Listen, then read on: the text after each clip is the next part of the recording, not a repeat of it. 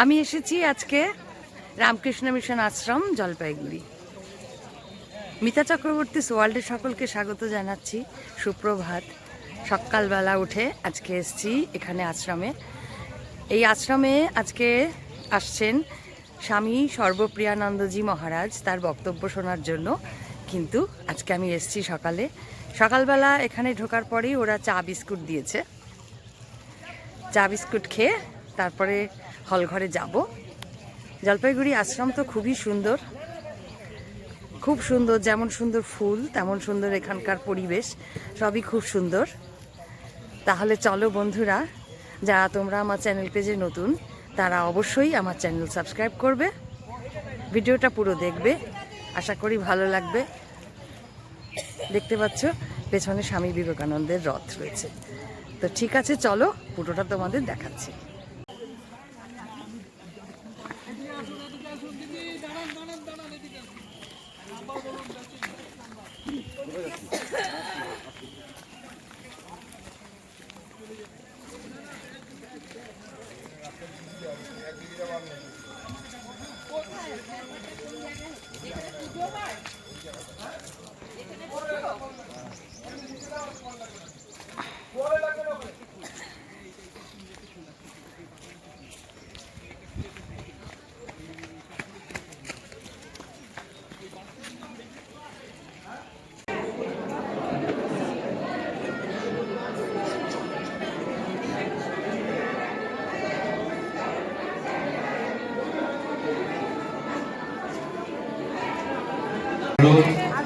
আমরা প্রত্যেকে আশ্রমে যে আধ্যাত্মিক পরিবেশ পরিণত হচ্ছে তা চুপ করে শান্ত মনে অনুভব করার চেষ্টা করব, উপলব্ধি করবার চেষ্টা করব। মহারাজের ভাষণ শুনবার সুযোগ পেয়েছি, আমরা এই সুযোগটাকে যথাযথভাবে কাজে লাগাবো এবং আমরা যারা আজকে এখানে এসে উপস্থিত হওয়ার সৌভাগ্য অর্জন করেছি, আমরা শান্ত থেকে চুপ করে এই আধ্যাত্মিক পরিবেশকে, যে আমরা পূজনীয় স্বামী সর্বপ্রিয়ানন্দজি মহারাজকে আমাদের কাছে শুনতে পাবো, ওনাকে দর্শন করতে পারবো। পূজনীয় মহারাজ একদম মঞ্চের সামনে থেকেই বলবেন এবং প্রয়োজনে দুদিকেই যাতায়াত করবেন, কাজে আপনাদের দেখতে কারণে কোনো অসুবিধা হবে না। এছাড়াও এখানে সর্বোচ্চ বড় বড় জায়ান্ট স্ক্রিন, এলইডি স্ক্রিন লাগানো আছে, আপনারা সেখান থেকেও ওনাকে দেখতে পাবেন।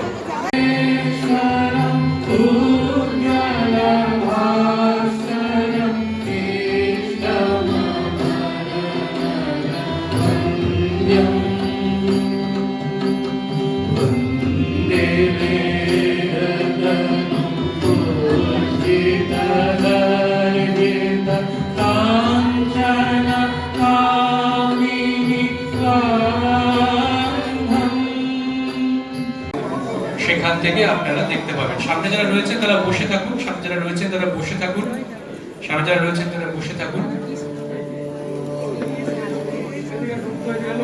আপনারা সকলে মহারাজকে দেখতে পাবেন, মহারাজের কথা শুনতে পারবেন। এটা অত্যন্ত আনন্দের এবং সৌভাগ্যের যে আমরা পূজনীয় স্বামী সর্বপ্রিয়ানন্দজি মহারাজজিকে আমাদের মাঝখানে পেয়েছি। পূজনীয় স্বামী সর্বপ্রিয়ানন্দজি মহারাজের সঙ্গে রয়েছেন মুকুট কেশানন্দজি মহারাজ, রয়েছেন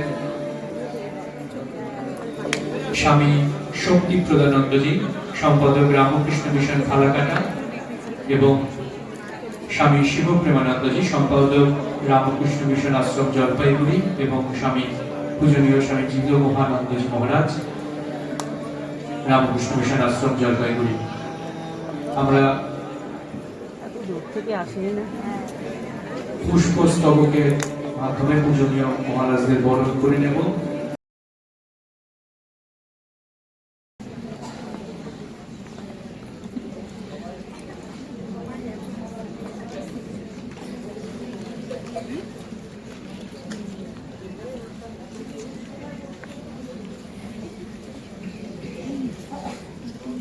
এখন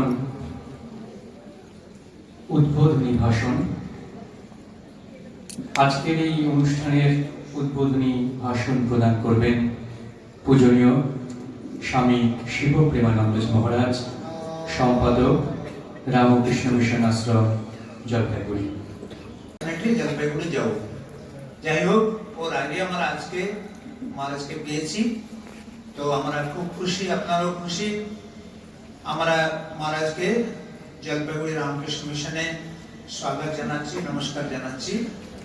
ওনার সঙ্গে আরো মহারাজরা এসছেন, পাটনা থেকে এসছেন, শিকরাপুলির গ্রাম থেকে মহারাজ এসছেন, ফালাকাটার মহারাজ মাঝে মাঝে আমাদের কাছে আসেন, আর আমাদের মহারাজ এখানের মহারাজরা আছেন। সবাইকে আমার নমস্কার, সবাইকে আমার স্বাগত জানাচ্ছি।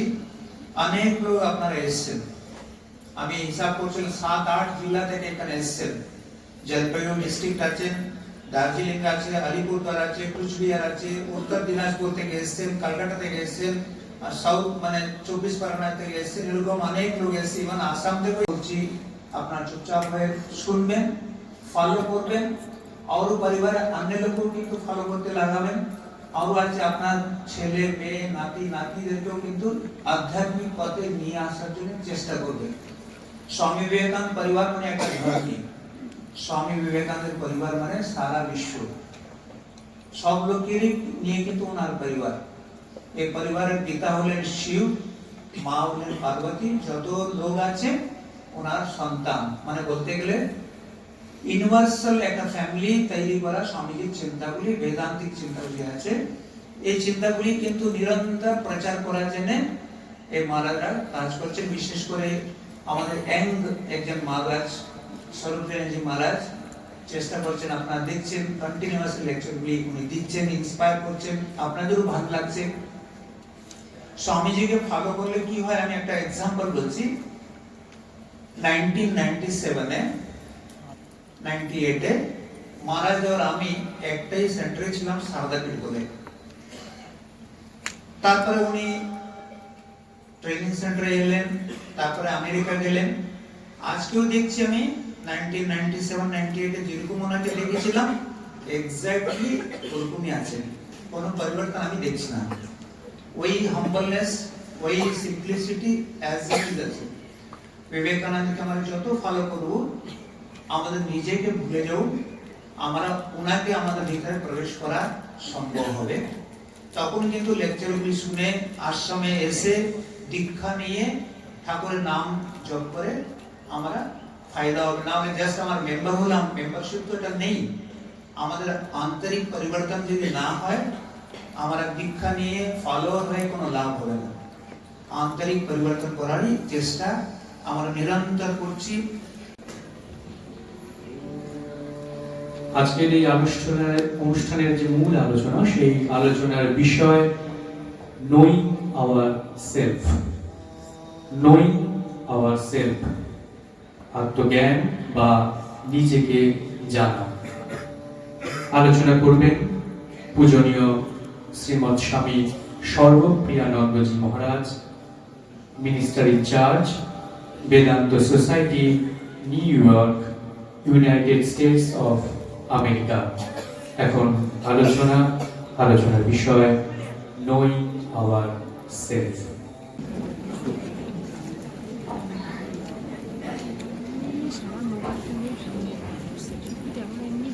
ओम असतो मा सद्गमय तमसो मा ज्योतिर्गमय मृत्युर्मा अमृतं गमय।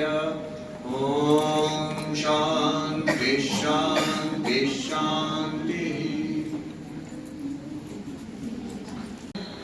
উনি আমার সঙ্গে মহারাজের অনেক দিনের পরিচয়, কিন্তু এবার দিল্লিতে দেখা হয়েছিল, মহারাজের জলপাইগুড়ি আসতেই হবে। আমি ভাবলাম হয় যদি শুধু ঠাকুর ইচ্ছা হয় হবে, তখন কিন্তু কোনো প্ল্যান ছিল না আসার। পরবর্তীকালে যখন ইন্ডিয়ায় আসবো হয়তো হতে পারে। মহারাজ বলছিলেন এখানে এলে খুব ভালো হয়। আর হঠাৎ সুযোগ হয়ে গেল একটা প্রোগ্রামের জন্য, শিলিগুড়িতে একটা প্রোগ্রাম ছিল, তার জন্য রাখলেন। তাতে আমার শিলিগুড়ি আশ্রম আসা হলো, দার্জিলিং আশ্রম যেতে পারলাম, এবং আজকে জলপাইগুড়িতে। দেখে খুব ভালো লাগছে যে আপনারা সবাই এতজন, মহারাজ বলছেন কোথায় কোথা থেকে লোক এসেছেন। এটা আপনি তো এদিকে দেখছেন, কিন্তু আমার দৃশ্যটা অন্যরকম। আমি বিরাটকে দেখতে পাচ্ছি সামনে। অর্জুন যেমন দেখছেন একাদশ অধ্যায়তে গীতাতে প্রভুর বিরাট রূপ, এই বিরাট রূপ যে ঈশ্বর, তাকে আমি প্রণাম জানাই এবং আমার আজকে যে বক্তব্য সেটা পুজো স্বরূপে সেখানে আমি অর্পণ করছি। স্বামী ব্রহ্মানন্দ রাজা মহারাজ, অনেক তিনি বলছিলেন স্বামী ব্রহ্মানন্দ, এখানে একটা স্বামী ব্রহ্মানন্দের বিশেষ ভাব আছে।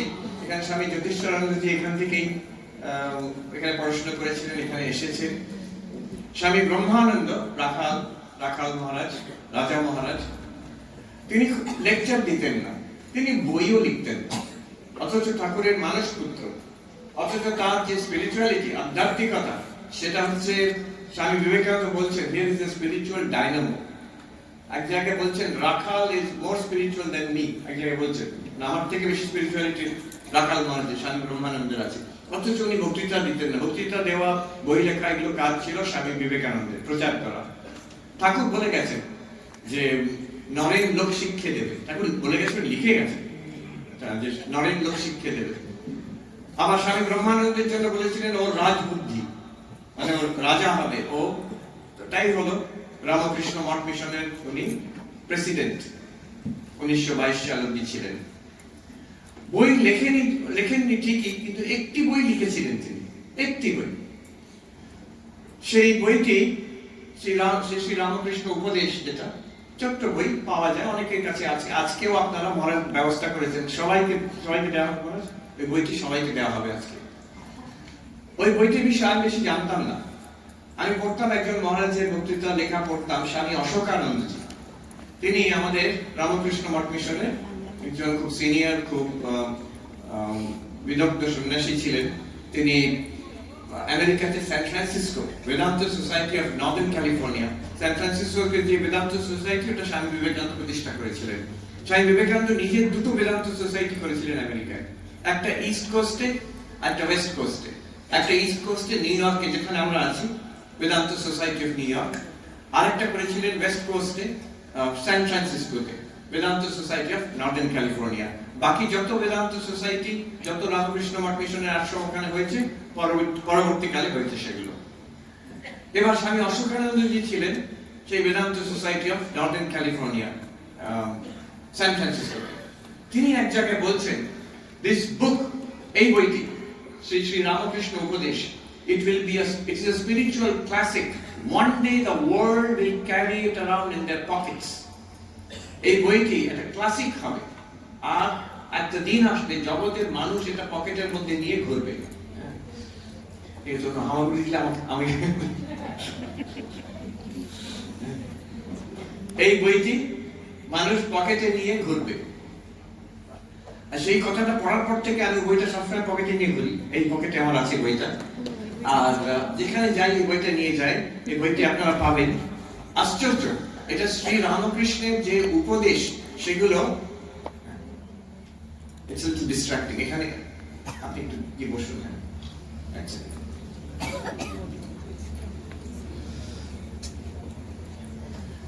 শ্রী রামকৃষ্ণের উপদেশ ঠাকুরের মানস পুত্র স্বয়ং স্বামী ব্রহ্মানন্দ সংকলন করে লিখেছেন। এমনকি উনি এটা একটা উচ্চ আধ্যাত্মিক স্তর থেকে লিখেছেন। যখন লিখছেন বেনারসে, কাশিতে বসে, উনি রাত্রে ঘর বন্ধ করে বসে লিখতেন। এমন কথাও আছে, উনি নিজে বলেছেন, একদিন ঠাকুর দেখা দিয়ে বলছেন, ওরে আমি এটাকে এইভাবে বলিনি, এইভাবে বলেছি, মানে প্রুফ রিডিং করে দিয়েছেন। এর এডিটর হচ্ছেন স্বামী ব্রহ্মানন্দ, বক্তা স্বামী শ্রীরামকৃষ্ণ, এডিটর স্বামী ব্রহ্মানন্দ এবং প্রুফ রিডার শ্রীরামকৃষ্ণ স্বয়ং। অতএব এই বইটি শিরোধার্য, এটা it's a box of diamonds, এটা হিরে, স্পিরিচুয়াল ডায়মন্ডস ভর্তি এটাতে। এই বই পরবর্তীকালে হয়, স্বামী ব্রহ্মানন্দ করেছিলেন যাতে বহুল প্রচার হয় ঠাকুরের যে বাণী, মূল বাণী, অথেন্টিক টিচিংস, স্পিরিচুয়াল টিচিংস। ইংরেজিতে হয়েছে, অনেক ভাষায় অনুবাদ হয়েছে, এবং রিসেন্টলি আমাদের মঠে যিনি আছেন, খুব যিনি শাস্ত্রজ্ঞ প্রবীণ সন্ন্যাসী স্বামী পূর্ণানন্দজি, উনি বইটাকে সংস্কৃততে করেছেন। দীর্ঘকাল 20-30 বছরের ওনার মেহনতে এই বইটা উনি প্রত্যেকটা ঠাকুরের যে উপদেশ ওনাকে সংস্কৃততে করেছিলাম, বইটা ছাপা হয়েছে রিসেন্টলি। এই বই এখন অনেক প্রচার হয়েছে। এই আপনি ব্যাখ্যা নেই, টিকা টিপ্পনী নেই, জাস্ট 1, 2, 3, 4 করে লেখা আছে। এই বইতে প্রথম যেটা নাম্বার ওয়ান ঠাকুরের শ্রী শ্রী রামকৃষ্ণের উপদেশ, শ্রী শ্রী রামকৃষ্ণ উপদেশ নাম্বার 1, সেটা আমি পাঠ করছি। দেখুন কি বলছেন ঠাকুর। ঠাকুর বলছেন 1 নম্বর, মানুষ আপনাকে চিনতে পারলে ভগবানকে চিনতে পারে।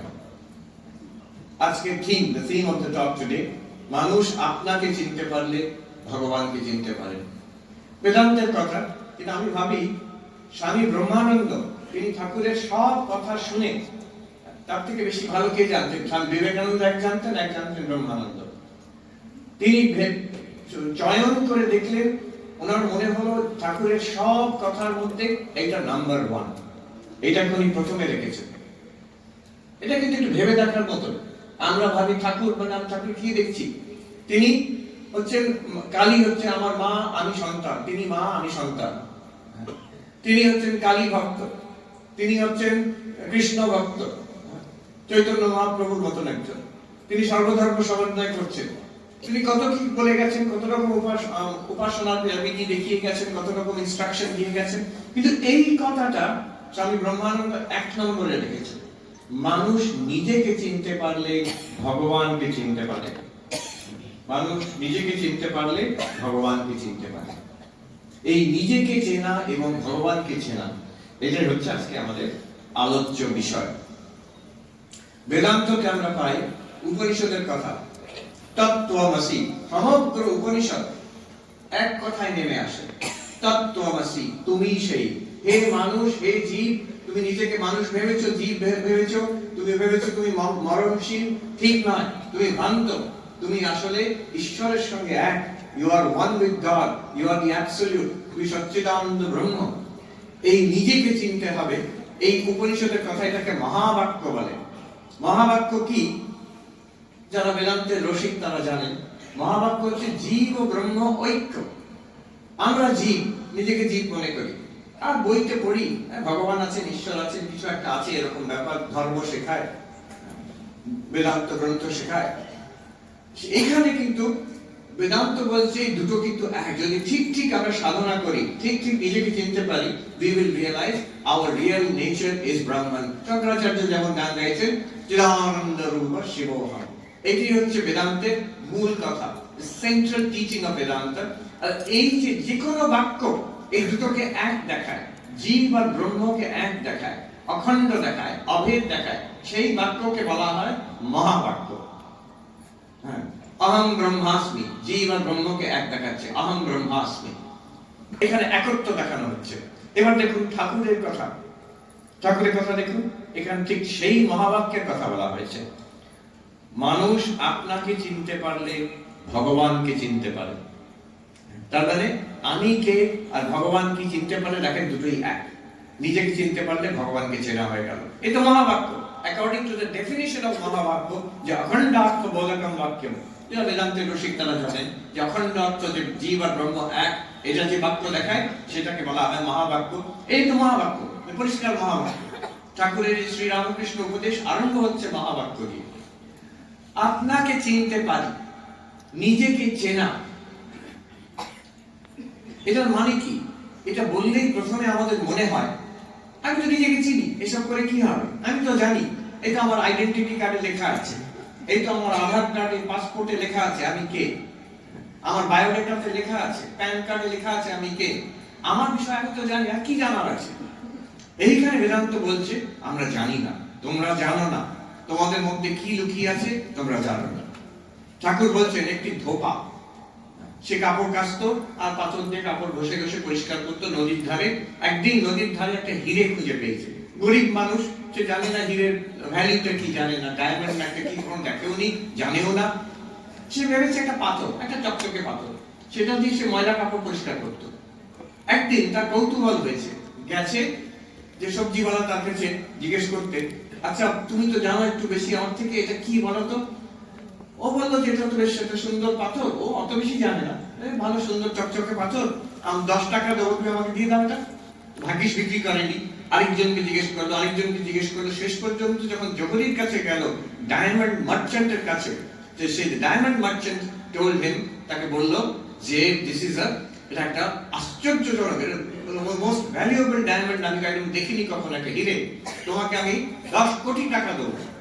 তো সেই গরিব যে ধোপা, তার যত whatever his needs, তার যা অভাব অনটন সব মিটে গেল সেই হিরেটার জন্য। কিন্তু মিটলো কি করে? হিরেটা তো ছিল তার কাছেই ছিল হিরেটা, কিন্তু সে কি করতো? সে জানতো না সে হিরেটা হিরে বলে, সেটা ব্যবহার করছিল, তার কাছে ছিল, ব্যবহার করছিল, ময়লা কাপড় পরিষ্কার করছিল ফেলে দিয়ে। এদিকে গরিব। আমাদের অবস্থা ঠিক তাই। we have that diamond, আমাদের সেই হিরেটা আছে, যেটা দ্বারা আমাদের সব রকম অভাব মিটে যাবে, এক্ষুনি মিটে যাবে। আমরা ঈশ্বর লাভ পর্যন্ত করতে পারবো এক্ষুনি, অনায়াসে। কিন্তু আমরা চিনতে পারিনি সেই হিরেটাকে। সেই হিরেটা আমরা ব্যবহার করছি এখন। কি করে ব্যবহার করছি? এই যে দেখছি, এই যে শুনছি, এই যে কথা বলছি, এই যে চিন্তা করছি, যে স্বাভাবিক আমাদের যে জীবন, এটা কিসের জন্য সম্ভব? উপনিষদের যে শিষ্য জিজ্ঞেস করছেন একে, গুরুকে, কেনেশিতম পততি প্রেষিতম মনঃ কেন প্রাণ প্রথম প্রীতিযুক্তঃ কেনেশিতাম বাচমিমাং বদন্তি চক্ষু শ্রোত্র গৌদেব যুনক্তি। হে গুরুদেব, সংস্কৃত ভাষায় বলা হচ্ছে, কিন্তু যদি ট্রান্সলেট করি, অতি সাধারণ প্রশ্ন। হে গুরুদেব, এই যে আমি দেখছি, এটা কি করে হচ্ছে? এই যে আমি শুনছি, এটা কি করে হচ্ছে? এই যে আমি চিন্তাগুলো মনের মধ্যে হচ্ছে, এটা কি করে হচ্ছে? এই যে কথাগুলো বেরোচ্ছে আমার মুখ থেকে, এটা কি করে সম্ভব? এই যে আমার জীবনের সমগ্র যে অনুভব হচ্ছে, এই যে যা অনুভব হচ্ছে জীবনে, ভালো মন্দ সব, এই অনুভবের, এই সব অনুভবের পেছনে কোন এক দেবতা, কোন প্রকাশমান, কোন জ্যোতিষ স্বরূপ একজন আছে, তাকে বলুন। চৈতন্য নিয়ে প্রশ্ন হচ্ছে, নিজেকে নিয়ে। প্রশ্নটা নিজেকে নিয়ে। তিনি গুরুদেবকে জিজ্ঞেস করছেন না যে হে গুরুদেব, ভগবান আছেন কিনা, ভগবানকে দেখতে পাওয়া যায় কিনা। নরেন্দ্রনাথ যেমন ঠাকুরকে প্রশ্ন করেছিলেন, কিন্তু এখানে শিষ্য নিজেকে প্রশ্ন করছে। ঠাকুর বলছেন, এই যে নরেন প্রশ্ন করছে ঈশ্বরকে দেখা যায় কিনা, আর উপনিষদের যে শিষ্য প্রশ্ন করছে যে আমি কি, আমার যে অনুভব হচ্ছে এটার রহস্য কি, দুটো প্রশ্ন একই প্রশ্ন। ঈশ্বরকে জানার যে প্রশ্নটা, আর নিজেকে চেনা। ঠাকুর নেক্সট সেন্টেন্স দেখুন, নেক্সট সেন্টেন্স ঠাকুর বোঝাচ্ছে নিজেকে চিনবো কি করে। বিগ প্রাইজ, এরপরে যা পাবো, যেটা এর যে লাভ, এর প্রয়োজন, এর প্রাইজ, এতে কি লাভ হবে? আমার মস্ত বড় লাভ, অনন্ত লাভ হবে, ঈশ্বরকে পাবো আমি। কিন্তু পাবো কি করে? নিজেকে চেনা। দারুণ ব্যাপার। আমি আছি, এটা কি চেনার আছে? ঠাকুর বলছেন, এবার দেখুন নেক্সট বলছেন ঠাকুর, আমি কে ভালো রূপ বিচার করলে দেখতে পাওয়া যায় আমি বলে কোনো জিনিস আছে। নিজেকে চেনা মানে আমাকে চেনা। এবার আমি কে যদি বিচার করি, ঠাকুর বলছেন উপায়টা কি? নিজেকে চেনার উপায় কি? আমরা তো বলতে পারি নিজেকে চেনার কি করবো আমি, তাহলে বায়োডাটা পড়ি, আমার আধার কার্ড, পাসপোর্ট পড়ে দেখি আমি কে। হ্যাঁ, গুগলকে জিজ্ঞেস করি, বলো তো গুগল আমি কে। হ্যাঁ, তো নিজেকে চেনার জন্য ঠাকুর বলছেন কি করে হয়। ঠাকুর এক কথায় বলে দিচ্ছেন, আমি কে ভালো রূপ বিচার করলে। মেথডটাও বলে দিচ্ছেন ঠাকুর। মেথডটা কি? নিজেকে চেনার মেথড কি? এখানে বলছেন বিচার, ভালো রূপ বিচার করা, an inquiry, বিচার করা, বিবেক করা। আমি যেটা নই আর আমি যেটা সত্যিকারের, দুটো মিশে আছে একসঙ্গে। ঠাকুর এক জায়গায় বলছেন চিনিতে বালিতে মিশে আছে, পিঁপড়ে আলাদা করতে পারে, জলে দুধে মিশে আছে, রাজহাঁস আলাদা করতে পারে, আর গোলমালে মাল আছে, গোলটি বাদ দিয়ে মাল্টি লাও। আমি চিনিতে বালিতে, আমি আমেরিকায় বলি, ইংরেজিতে অনুবাদ করি, কিন্তু গোলমালে মাল আছে, ওটা ইংরেজিতে গোলটি বাদ দিয়ে মাল্টি লাও। গোলটি বাদ দিয়ে মাল্টি লাও, একে বলে বিচার, একে বলে বিবেক। স্বামী রামকৃষ্ণানন্দজি যখন বিবেকানন্দ নাম, স্বামী বিবেকানন্দের নাম বিবেকানন্দ নাম, এই বিচার থেকে এসছে, এই বিবেক থেকে এসছে। রামকৃষ্ণানন্দজি স্তোত্র রচনা করেছেন, অনিত্য দৃশ্যেষু বিবিচ্য নিত্যম যস্মিন সমাদত্ত ইহাস্মলীলয়া বিবেক বৈরাগ্য শুদ্ধ চিত্তম যোসৌ বিবেকী তমহং নমামি।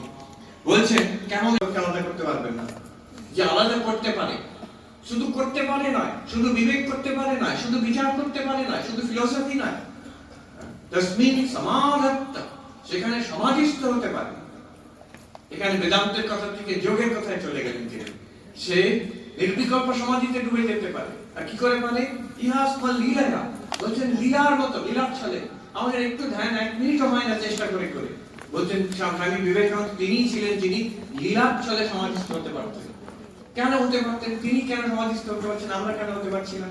বলছেন বিবেক বৈরাগ্য বিশুদ্ধ চিত্ত, বিবেক এবং বৈরাগ্যের দ্বারা তার চিত্ত বিশুদ্ধ হয়েছে। সেই বিবেকানন্দকে আমি, সেই বিবেকীকে, সেই বিবেকানন্দকে আমি প্রণাম করি। যোসৌ বিবেক, এমন যিনি বিবেকী, তমহং নমামি, তাকে আমি প্রণাম করি। কি সুন্দর একটা শ্লোকে শ্রীমৎ সমগ্র সাধন জীবনের কথা, চূড়ান্ত কথা বল, বেদান্তের কথা, যোগের কথা বলছেন। কি করে বিচার করবেন? হাত, পা, রক্ত, মাংস ইত্যাদি, এর মধ্যে কোনটা আমি? যেমন পেঁয়াজের খোসা ছাড়াতে ছাড়াতে কেবল খোসাই বেরোয়, সার কিছু থাকে না, সেই রূপ বিচার করলে আমি বলে কিছুই বাকি নেই। এটা আমরা দেখি প্রথম। এই হচ্ছে একদম উপনিষদের বিচারের পন্থা। অনেকগুলো উপনিষদে এই কথা আছে। আমি একটা প্রকরণ ধরে আমি এগোচ্ছি, একটা মেথড, প্রক্রিয়া ধরে এগোচ্ছি। এটা কেমন আমরা বিচার করে নিজেই দেখবো। বেদান্ত জানেন বিচার ব্যাপারটা অনেকেই যখন বলে বিচার বিবেক, অনেকে ভাবে এগুলো হচ্ছে থিওরিটিক্যাল, দর্শন, ভালো কথা, বুদ্ধির খেলা, কিন্তু এর সঙ্গে জীবনের সঙ্গে ডাইরেক্ট কানেকশন কিছু নেই। হ্যাঁ, এর সঙ্গে আমাদের অধ্যাত্ম জীবনের শেষ পর্যন্ত কি কানেকশন, কথাগুলো পুঁথিগত কথা তা নয়। This is the direct fact. যদি বেদান্ত ঠিক ঠিক ধরা যায় তখন আমরা বুঝতে পারবো অন্য সব পথ দিয়ে যা চেষ্টা করছি, ভক্তি দিয়ে, সেবা দিয়ে, ধ্যান দিয়ে যা চেষ্টা করছি, এমনকি সমাধি দিয়ে ধ্যান দিয়ে, সমাধি দিয়ে যা চেষ্টা করছি, this is the direct fact, একদম সোজা পথ। কিন্তু ঠিক ঠিক বুঝতে হবে, ঠিক ঠিক প্রয়োগ করতে হবে। ঠিক ঠিক প্রয়োগ না করলে কি হবে? এটা একটা ইন্টেলেকচুয়াল ব্যাপার হয়ে থেকে যাবে। ঠিক ঠিক প্রয়োগটা কেমন, তার একটা রহস্য আছে, সিক্রেট আছে। সিক্রেটটা কেমন? একজন সাধু বলেছিলেন যে জানো বেদান্ত কিভাবে প্রয়োগ করতে হয়? যেমন একটা শিশুকে যদি জিজ্ঞেস করা হয় নাক কি, নাক কি, শিশু কি করবে? শিশু কখনো বলবে না what is the nose, nose is the organ of respiration and sensory organ, olfactory organ, এটা বলবে না। শিশু বলবে এইটাই নোজ। বাচ্চা কি বলে? এই নাক, নাক এইটা। বেদান্ত ওইভাবে করতে হবে। বেদান্ত যখন বলছে শরীর, তখন কল্পনা করবে না আচ্ছা অন্নময় আত্মা, অন্নময় কোষ, এরকম কল্পনা না করে এই হচ্ছে শরীর, একদম নাক যেমন হচ্ছে এই শরীর। যখন প্রাণ বেদান্ত বলছে তখন এইভাবে ভাবতে হবে, এই তো প্রাণ, এইভাবে বিচার করতে হবে। আমরা করব একদম শিশুর মতো, ডাইরেক্টলি পয়েন্টিং আউট, সত্যতেই হতে হবে, স্টেপ বাই স্টেপ। কোনো no step should it become theoretical. যদি থিওরিটিক্যাল হয়ে যায় মন্দ নয়, কিন্তু মন্দের ভালো, একটা জিনিস বুঝলাম, ওই অবধি দাঁড়াবে। যদি step by step in reality এগোই, প্রত্যেকটা জায়গায় আমি জিজ্ঞেস করবো এটা কি থিওরি না রিয়েল। যদি প্রত্যেক স্টেপে বলতে পারি রিয়েল, স্টেপ বাই স্টেপ, শেষ পর্যন্ত ব্রহ্মজ্ঞান। এই যে ঠাকুর বলছেন ভালো করে বিচার করলে, ভালো করে বিচারটা কি কেমন এখন দেখবো।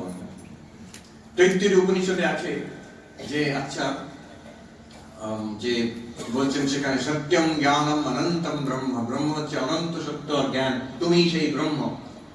কি করে দেখবে? ইয়ো বেদ নিহিতম গুহায়াম পরমে ব্যোমন, হৃদয়ে গুহাতে, সেই আকাশের মধ্যে জ্যোতিষ স্বরূপ আছে, সেই তাকে জানবে আমি ব্রহ্ম বলে। এটা this is a poetic way of saying I am Brahman, the self is Brahman. কি করে আরম্ভ করব? উপনিষদ হচ্ছে মাস্টার টিচার, ঠাকুর ছিলেন মাস্টার টিচার। শিষ্য যে স্তরে আছে সেইখানে নেমে গিয়ে ধাপে ধাপে ধাপে ধাপে আমাদের নিয়ে যাচ্ছে। আমাদের তো মনে হয় না আমি আত্মা ব্রহ্ম, ব্যাপারটাও বোঝা গেল না, আমি কি করে আত্মা ব্রহ্ম হব? তখন উপনিষদ বলছে যে আচ্ছা তুমি কি মনে করো, তুমি কি? আমি এইটাই আমি, শরীর, হ্যাঁ শরীর আমি। তাহলে দেখো উপনিষদ বলছে অন্নময় আত্মা, এই শরীরটাই তাহলে আত্মা। হ্যাঁ বুঝেছি, এটা তো আমি বুঝতে পারছি, শরীরটা আমি। কিন্তু উপনিষদ বলছে একটু ভালো করে বিচার, ঠাকুরের ভাষায় ভালো করে বিচার করে দেখো, শরীরটা তো পাল্টে পাল্টে যাচ্ছে। জন্মের সময় এইটুকু ছিল, তারপরে একটু বড় হলো, শিশু হলো, তারপরে যুবক যুবতী হলো, তারপরে সেই মধ্য বয়স মিডল এজ হলো, তারপরে বৃদ্ধ হলো, শরীরটা তো ক্রমাগত পাল্টে যাচ্ছে, তাতে কি হলো? কিন্তু আমি তো বলছি আমি তো সেই সেই শিশুটা, আমি সেই বাচ্চাটা আমি ছিলাম, এখন যে ইয়াং পার্সন আমি, কিংবা এই মিডল এজ পার্সন আমি এক থেকে যাচ্ছে, আর শরীরটা পাল্টে পাল্টে পাল্টে পাল্টে যাচ্ছে। তাহলে যেটা পাল্টে পাল্টে পাল্টে পাল্টে যাচ্ছে আর যেটা এক থেকে যাচ্ছে, সেটা কি করে এক হবে? ভাবুন, আমি যদি এক জায়গায় দাঁড়িয়ে থাকি আর একটি বাচ্চা শিশু বালবাল করে ছুটছে, তাকে যদি আমি ধরে ফেলি, হয় সে আমাকে টেনে নিয়ে যাবে, নাহলে সে থেমে যাবে। আমি অপরিবর্তনশীল, শরীর পরিবর্তনশীল। আমি যদি বলি আমি শরীর, তাহলে আমি কোনটা হব, পরিবর্তনশীল না অপরিবর্তনশীল? শরীর তো পাল্টে পাল্টে যাচ্ছে, যেটা সারাক্ষণ পাল্টাচ্ছে আর যেটা কখনো পাল্টায় না, সে দুটো এক হতে পারে না। আরো বিচার করে দেখি, শরীরটা হচ্ছে দৃশ্য। দৃশ্য মানে শরীরটাকে আমরা দেখতে পাচ্ছি। যে জিনিসটা আমরা দেখতে পারি, দ্রষ্টা আমি তার থেকে আলাদা। দেখুন, আমি এই ঘড়িটা দেখতে পাচ্ছি, এটা দৃশ্য, আর চোখ দেখছে, চোখটা কিন্তু ঘড়ির থেকে আলাদা। এখন কেউ বলবে মহারাজ আপনি আয়নাতে দেখুন, নিজের চোখ দেখতে পারবেন, সেটা তো চোখের রিফ্লেকশন। সেলফি তুলুন, নিজের চোখ দেখতে পারবেন, চোখের picture. But the eyes cannot directly objectify themselves. চোখ আলাদা আর তার দৃশ্য আলাদা। যেটাই দৃশ্য সেটা দ্রষ্টা নয়। দ্রষ্টা দৃশ্যর থেকে আলাদা হতেই হবে, এটা ভালো করে ভেবে দেখবেন। এটা দর্শনের ব্যাপার, দ্রষ্টা দৃশ্য আলাদা, সাবজেক্ট অবজেক্ট আলাদা হতে হবে। ব্যাকরণের ব্যাপার, গ্রামারে কখনো সাবজেক্ট আর অবজেক্ট এক হয় না। অতএব এবার দেখি আমরা শরীরটাকে। শরীর তো দৃশ্য, শরীরকে দেখা যায়, এই তো দেখতে পাচ্ছি, স্পর্শ করা যায়, শোনা যায়, পঞ্চ ইন্দ্রিয় দিয়ে you can objectify the body. প্রত্যেকটা ইন্দ্রিয় স্পর্শ করা যায়, দেখা যায়, শোনা যায়, you can taste it. যে বুকের মধ্যে আওয়াজ হচ্ছে, পেটের মধ্যে আওয়াজ হচ্ছে, সেটাও শোনা যায়। All of the five sense organs objectify the body. আমি দ্রষ্টা, শরীর দৃশ্য, তাতে কি হলো? কিন্তু দ্রষ্টা দৃশ্য কখনো এক হতে পারে না। অতএব আমি শরীর হতে পারি না। যেহেতু শরীর দৃশ্য, আমি দ্রষ্টা, তাহলে আমি শরীর নয়। আবার আরেকটা বিচার করে দেখো, তিনটে বিচার দিচ্ছি, আপনারটা আছে মোটামুটি এরকম বিচার। তৃতীয় বিচারটা দেখুন, আমি চেতন, শরীরটা জড়। চেতন জড় বিভাগটা কেমন? আমরা যা অনুভব করতে পারি, এটা দার্শনিক বিভাগ। ইদম মানে যেটাকে আমি এই বলে আমি ইঙ্গিত করতে পারি, এই বোতলটা, এই পোডিয়ামটা, এই শার্ট, এই শরীর। শরীরটাকে আমি বলতে পারি এই ইদম। আর চৈতন্য কি? অনিদম, যেটাকে কখনো আমরা এই বলে বলতে পারবো না, কিন্তু আছে সে। Whatever is this is presented as a this to consciousness. জড় আর যেটা অনুভব করে সেটা চেতন। ডেফিনিশন। এবার দেখুন, শরীরটা জড় না চেতন? আমরা সাধারণত ভাবি এই জামাটা হচ্ছে জড়, কিন্তু এই শরীরটা চেতন। আমি তো চেতন অনুভব করছি নিজেকে, কিন্তু শরীরটা যেহেতু আমি অনুভব করতে পারছি, আমি চেতন আর শরীরটা জড়। শরীর নিজেকে জানে না। মনের যে চিন্তা ভাবনা এখন ভাবছি, মনের মধ্যে একটা কোন চিন্তা করলাম, সেটা পরিষ্কার দেখতে পাচ্ছি, আমি অনুভব করতে পারছি। এই যে আমার ভালো লাগছে, এটা বুঝতে পারছি কিনা? হ্যাঁ, বুঝতে পারছি। এই যে আমার ভালো লাগছে না, এটা বুঝতে পারছি কিনা? হ্যাঁ, বুঝতে পারছি, আমার অনুভব হচ্ছে। তাই জন্যই তো বলছি ভালো লাগছে না, ভালো লাগছে। এগুলো মনের, তাহলে মনের অবস্থা, মনের মধ্যে বৃত্তিগুলো আমরা বেশ টের পাই। অতএব মনের বৃত্তিগুলো হচ্ছে দৃশ্য, আমি মনের দ্রষ্টা। দৃশ্য আর দ্রষ্টা এক হতে পারে না, অতএব আমি মন নই। তৃতীয় যে বিচারটা, চেতন আর জড়, এখানে খুব সূক্ষ্ম দারুণ ব্যাপার। এটা সাধারণত মনকে চেতন মনে করা হয়। মন চেতন যদি কিছু থাকে সেটা তো মন, মাইন্ড ইজ কনসিয়াস, এটা আমরা ভাবি। এই কনসিয়াসনেস স্টাডিজ এখন খুব রমরমা, সব দিকে চলছে কনসিয়াসনেস স্টাডিজ। সেখানে মনকেই তারা কনসিয়াসনেস করে। স্বামী সর্বপ্রিয়ানন্দজি মহারাজের মূল্যবান বক্তব্য বেদান্ত সম্পর্কে শুনতে আমার খুব ভালো লাগলো। তাকে সামনে থেকে দেখতে পেয়েছি, এটা আমার একটা পরম সৌভাগ্য। এই আধ্যাত্মিক বক্তব্য তোমাদের কেমন লাগলো আমাকে জানিও। সকলে ভালো থেকো, দেখা হবে নেক্সট ভিডিওতে অন্য কিছুর সাথে।